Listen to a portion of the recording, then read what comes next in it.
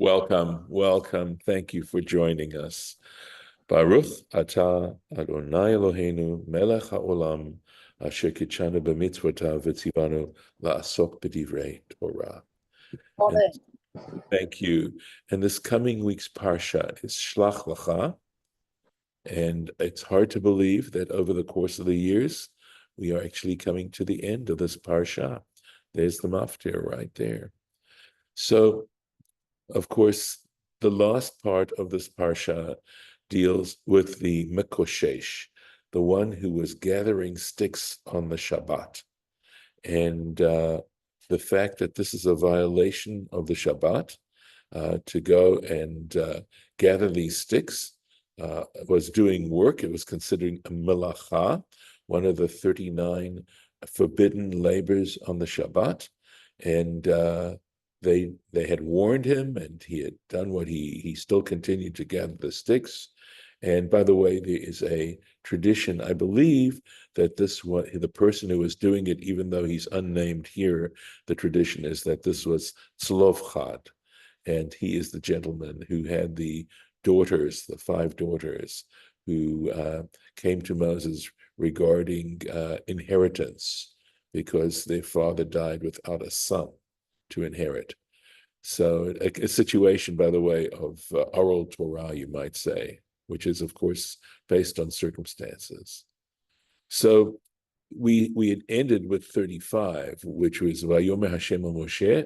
God, the Lord said to Moses, Hashem said to Moses, Mot yumat ha'ish, the man is indeed deserving of a capital punishment. He shall be put to death. Ragom oto ba'avanim kol ha'edah, the entire community will stone him with stones, michutz la'machaneh, outside of the camp. There were 4 kinds of death penalty, and there was strangulation, there was decapitation, there was burning, and there was stoning. And stoning and burning are, of course, extreme forms. The thing is that one needs to understand that the tradition explains that these were all immediate, and essentially what preceded any of them was strangulation, so that the person themselves never, when these things, if they ever actually were put into practice, the person wouldn't even be conscious when this was happening. And stoning wasn't being pelted with stones. Stoning was essentially, to describe it, of course, is not pleasant, but essentially the person was essentially strangled to begin with, and that would take place by putting a cloth around and a rope of kind, and the people who witnessed and accused him, the person of the offense, the capital offense, were the ones who had to pull on that rope to strangulate him. And I think this was all in an attempt to prevent people from doing this wholesale, to know that if you accuse someone of this, you were going to have to do it as well. And then he would be thrown over the side of a cliff that was like maybe a certain minimum depth, and then a large stone would be dropped on this person. And that was stoning. Again, not like being pelted, which of course would be, it would take time and would be painful, etc. So the idea of putting a person to death was to be done as painlessly as possible. That was the idea of this. I won't explain burning now, but again, essentially it wasn't putting someone onto a fire. That was not the way it was done. Again, person being strangled and unconscious when this would be done. So, okay. So here we go. Vayatziu oto, right? They will take him out. They should take him out. Kol ha'edah el michutz la'machaneh. So what this is actually a past tense. That is, kol ha'edah, the entire community, took him out to outside the camp. Vayirgemu oto ba'avanim ba'vayamot, and they stoned him, and so that he died. Kasher tziva Hashem et Moshe, just as Hashem had commanded Moses. And Vayotziu Uto, there's the Rashi there. Mikan, the fact that they took him out, we learn, Shebeit Haskila, literally the location where the stoning was done, Chutz, was outside the city, Varachok mi Beit Din, and it was a distance from the court. And the idea is mentioned in Sanhedrin, there's the reference there. And the need to do that was that in case this person could think of something and he could say to them, oh, I just thought of something that would prove my innocence, they would take him back to the court. They wanted to be very deliberate in this procedure. We know for a fact that there have been cases where there's capital punishment, where subsequently it was discovered that the person who was put to death was actually innocent, and the court wanted to make sure that there were safeguards, any kind of safeguard in place to make sure that this person wasn't put to death, and didn't without deserving it. So just to fill in a little bit of the space there. So we now go to a very famous passage, and this is the passage which is the third paragraph in the Shema. Vayomer Hashem el Moshe lemor. The Lord said to Moses to say, Daber el bnei Israel, speak to the children of Israel, va'amarta lahem, and say to them, va'asu lahem tzitzit, they should make for themselves fringes. Fringes, al kanfei vigdehem ledoratam, on the corners of their garments for all generations. So there are some mitzvot that can no longer be practiced. For example, the mitzvot involving sacrifices and the temple worship. There are certain mitzvot, a whole category of mitzvot that are agricultural mitzvot and depend on living in the land of Israel. And so where Jews are living in the land of Israel now, they're able to perform these mitzvot. But if you're living outside the land of Israel, you do not have that opportunity. However, we're being told here that the idea of putting fringes on the corners of our garments is a timeless mitzvah. It's any time and any place where you are. Are there exceptions? There may well be certain exceptions. For example, in terms of time, we'll see. The time for putting on tzitzit is during the daytime, in daylight. But you understand the point that I'm making, though, essentially. V'natnu al tzitzit haknaf, and they should place on the fringe of the corner, ptil tchelet, a thread of blue. So let's take a look at Rashi here. V'asu lahem tzitzit, right? They should make fringes for themselves. Al shem haptilim hatluyim. This garment or these tzitzit, are there. They're named tzitzit. Al shem haptilim. This is based on the threads hatluyim that hang that are hanging in it. So in other words, the garment is called tzitzit, but it's based on the fringes, right? Kamo vayikachenu b'tzitzit roshi. There's a verse in Ezekiel chapter 8 that says, he took me by the fringes of my head, referring, of course, to the locks of hair. Davar acher, another interpretation, tzitzit. So this word tzitzit actually has, Rashi's going to tell us, is actually a play on words as well. Al shem uritem oto. That's because this mitzvah is going to go on to say, and you shall look at it. Kamo. And the word latzitz, he's going to give us an example, means to peek at something, to look at something. Here we go. Matzitz or mitzitz hacharachim, min hacharachim, who peeks out from the cracks, peeks through the cracks. And then tchelet, this color, and this is in the tractate Menachot in the Mishnah. or in the Gemara, page 44, Tseva Yarok.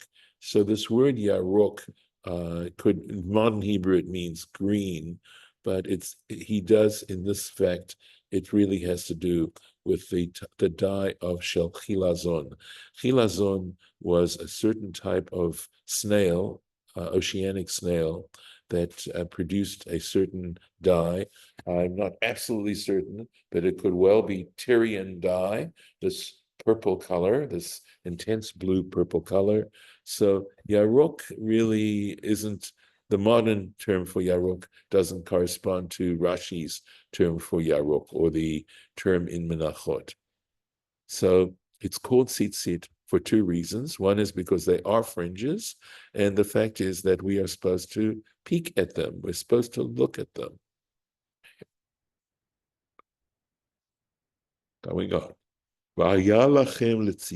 And they shall be for you as fringes or tzitzit to maybe peek at, right? They shall be objects to be looked at. Ritemoto, and you shall look at them. You should see them. Ritem. Okay, so there's a lot of Torah Tmima. Uzachartem et kol mitzvot Hashem, so that you remember all the commandments of Hashem. Va'asitem otam, so that you perform them. V'lo taturu acharei levachem, so that you do not go astray, you do not wander away, following your hearts, v'acharei enechem, and following your eyes, asher atem, through which zonim acharehem, you can go astray after them.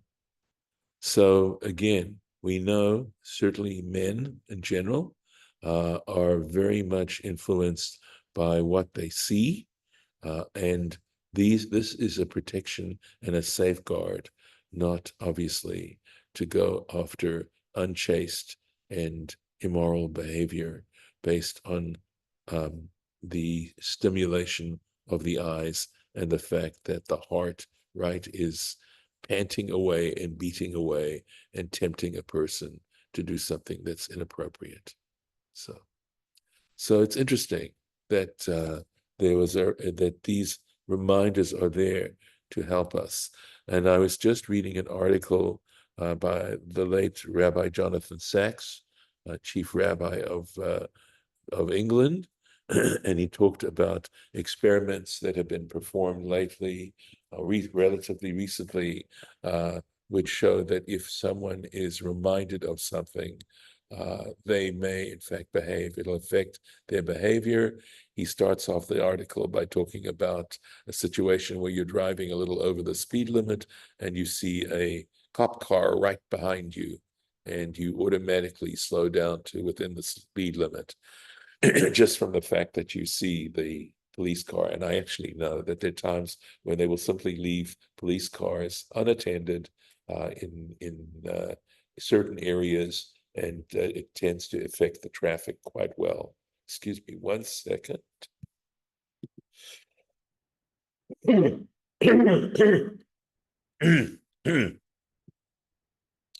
And he then goes on to show other experiments where, in cases where people were made aware, even subliminally, it affected their behavior in a positive sense. And they would be more generous or not cheat or things like that. So he gives an example of a coffee machine where they put it in a hallway, and in some cases, they had a poster of a pair of eyes right above the coffee machine. And I guess people were allowed to volunteer to pay for the coffee or not. And they had another situation where they had a picture of a vase of flowers above the coffee machine. And they found that there was a measurable factor at which people cheated with the vase of flowers as opposed to the pair of eyes. I'm not even sure if they found that people didn't cheat at all when they saw the pair of eyes. So, et kol mitzvot Hashem. You shall remember all the commandments of Hashem. Sheminyan Gematria Shel Tzitzit. He says that if you count up the numerical value of the letters of Tzitzit, so Tzadik is 90, Yod is 10, so that's 100 plus another 100 plus Taf, which is 400, you get to Shesh Ma'ot. You get 600, the number 600. Ushmona Chutim, and each fringe has 8 threads. V'chamisha ksharim, and 5 knots. Hare, so that's 8 and 5, another 13. So Taryag, you have 613. And of course, that is the classic number of positive and negative commandments that we're given. So that's how the fringe themselves, plus the word tzitzit, adds up to remembering all the commandments in these various symbolic ways. So v'lo taturu acharei levachem, so that you do not wander or go and after your hearts. Kamo mitur haaretz. This is example of the wording that was used at the beginning of this parsha, where Moses sent spies to, and he uses the word mitur haaretz, in other words, to spy out the land. And so, of course, this is being done sub rosa. In other words, the idea of spies don't usually do their work in the open. They don't really want people to know what they're up to. Okay, so this also has to do with a person's dark side. Halev va'einaim hem meraglim. He says the heart and the eyes, they are spies laguf, for the body. Umisarsarim lo et ha'averot ha'ayin et ha'averot. And I think the word misarsarim could mean that that it confuses him regarding transgressions. Ha'ayin ro'eh, the eye sees, v'halev chomed, and the heart covets. V'haguf oseh et ha'avirot, and consequently the body then performs the transgressions. So it's a little lesson in basic human psychology here. Ulama'an tizkaru, so that you remember, v'asitem et kol mitzvotai, and perform all my mitzvot, all my commandments, v'yitem kadoshim l'Elohechem, and you shall be holy to your God. You shall be kadoshim also here, meaning sanctified, devoted, etc. Right? So we are going to stop right here, and we'll continue tomorrow, God willing, with this. So do any of you want to say anything for the record? Or should I say either of you want to say anything for the record? I don't think so. Okay, very good. So we'll stop the recording.